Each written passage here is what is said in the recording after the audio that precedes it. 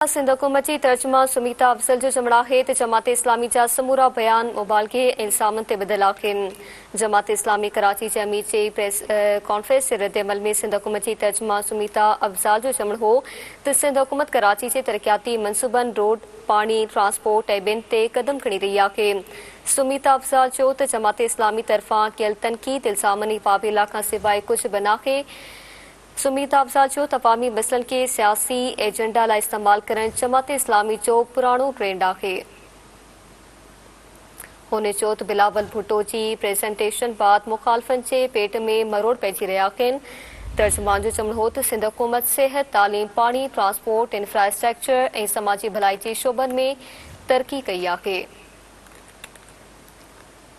जमात इस्लामी कराची जे अमीर जी press conference जे रद्द अमल में सिंध हुकूमत जी तर्जुमान सुमीता अफजल जो चवणु हो त सिंध हुकूमत कराची जे तरक्याती मनसूबन रोड पानी ट्रांसपोर्ट ऐं ॿियनि ते कदम खणी रही आहे।